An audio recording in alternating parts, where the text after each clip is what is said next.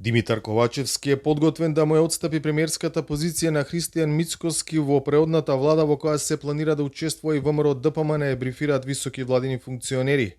Но истовремено тоа ќе значи дека лидерот на опозицијата, ако се нафати да биде премиер, ќе треба да се потпише на предлогот на уставните измени кои владата ќе ги достави до собранието.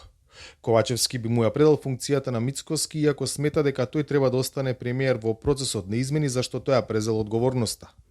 Во овој пакет за одоброволување на ВМРО ДПМН останува и понудата на социјалдемократите да отстапат 5 од своите 10 министерски позиции, а можеби и повеќе, зашто ДУИ потврди дека ги прифаќа барањата на опозицијата да не биде дел од таа влада, брифираат денеска владени представници. Оставаат, како што велат, уште неколку денови за ВМРО ДПМН да делегира своји представници во процесот на уставни измени, а потоа се најавуваат директни преговори со пратениците за нивна поддршка за промена на уставот. Набрзо по оваа понуда од владата стигна одговорот од опозицијата. ВМРО ДПМН има премногу јасни позиции и од тоа нема поместување. Несериозно е продолжувањето со лицитации кои само покажува дека СДС ниту биле искрени, ниту пак имаат намера да ги заштитат националните интереси, ниту пак вистинска интеграција.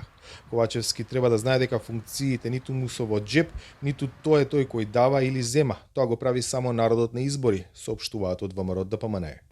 Едно од клучните барања на партијата со која ја условува поддршката за вметнување на бугарите во уставот е тие измени да имаат одложено дејство, да стапат на сила при влезот на Македонија во Европската унија, нешто што Мицкоски го испорача на лидерската средба со Ковачевски.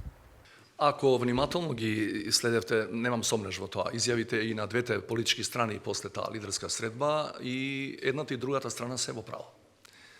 Значи, премиерот е во право кога тврди дека има драстична промена во ставот на главната опозициона партија, која порано не прифаќаше воопшто да гласа за бугарите во устав, тврдејќи дека ние не можеме да прифатиме уставни промени под бугарскиот диктат. И второ, тврдеше за сето време, месеци наназад, дека овој парламентарен состав нема мандат добиен од граѓаните во 2020 за воопшто да влезе во процесот на уставни промени, што е неспорно.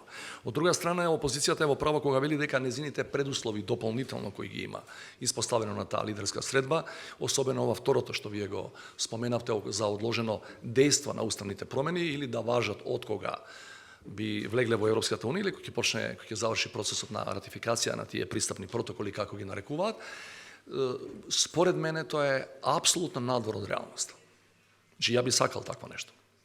Оваа порака шефот на државата ја прати пред претседателката на Словенија, која е во официјална посета на земјава. Таа побара храброст и мудрост од домашните политички елити. Се надевам дека политичарите ќе сватат колку е битно единството и размислувањето дека треба да се оди 5 до 6 чекори напред и да се разбере што е добро за македонскиот народ. Јас искрено се надевам дека ќе покажете доволно политичка мудрост и ќе го смените уставот.